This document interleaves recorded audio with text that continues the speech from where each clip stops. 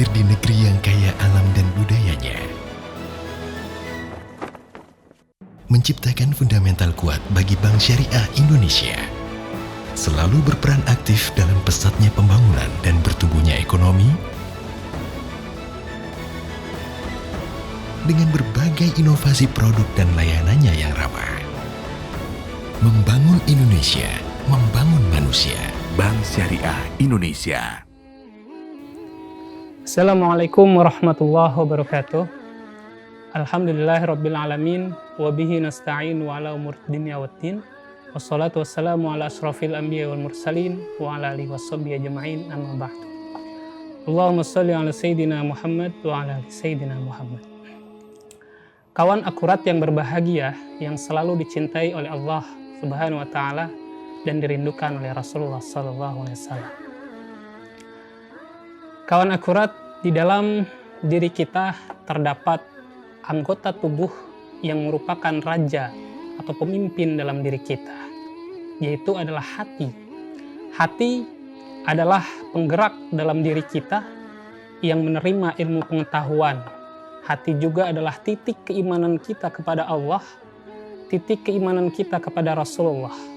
Hati merupakan pusat mahabbah, pusat rasa cinta kita kepada segalanya. Kawan akurat, di sini mari kita sama-sama menelaah tentang dimensi hati.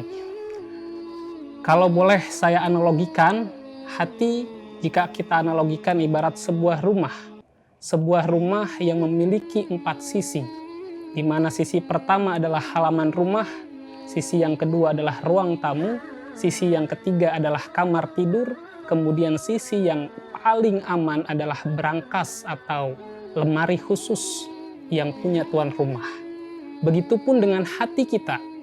Dalam hati kita adalah puncaknya iman, tempatnya iman, sebagaimana hadis Rasulullah SAW, innamal a'malu binniyat wa innamal likulli imri'in ma nawa. Dari hati inilah segala hal kebaikan Allah lipat gandakan menjadi beribu-ribu, bahkan berlipat ganda.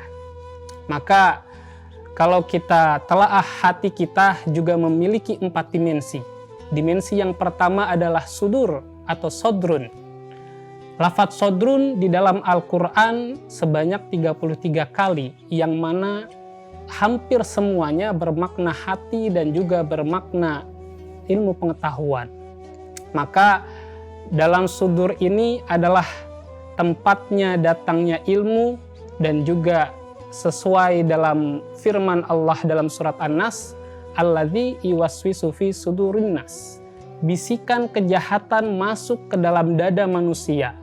Allah melafadzkan kata hati di sini dengan sudur, yang artinya adalah hati paling luar.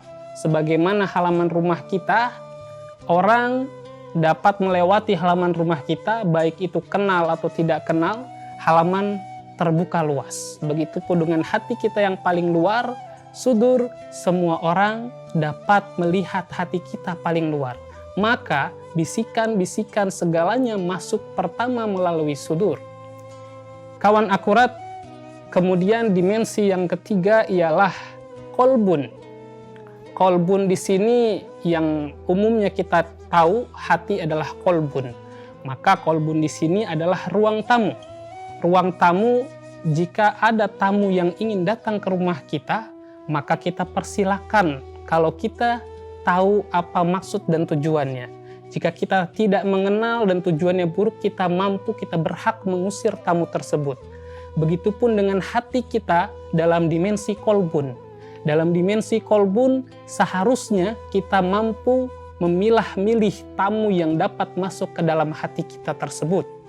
Maka sampai di sini hati kita sangat aman. Bahkan kalau kita telaah lagi ke dimensi yang kedua adalah dimensi fuad. Dimensi fuad ibarat kamar tidur.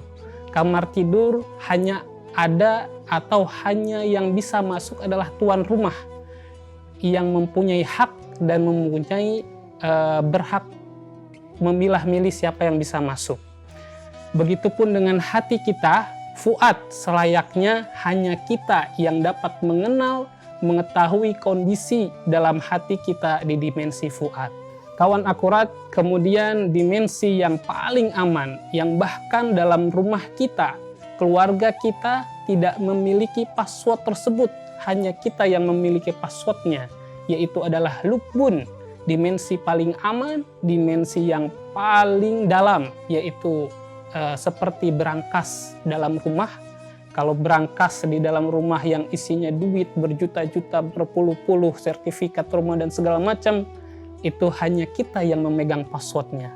Begitupun dengan hati kita, yaitu lubun. Begitu amannya, begitu safety-nya hati kita. Kawan akurat, sampai di sini mari kita bermuhasabah. Sejauh ini sampai di mana kita mempersilahkan tamu-tamu kita masuk ke hati kita, baik tamu itu buruk maupun tamu itu kejahatan atau kebaikan.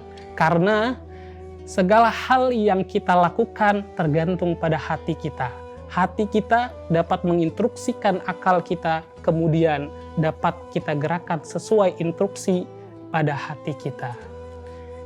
Kawan akurat, semoga kita adalah orang-orang yang senantiasa menjaga kebersihan hati kita. Terlebih dalam bulan yang suci ini, semoga kita dapat selalu menjaga kebersihan hati kita, jauh dari sifat-sifat benci, sifat iri hati, dengki, sombong, dan sifat-sifat lainnya.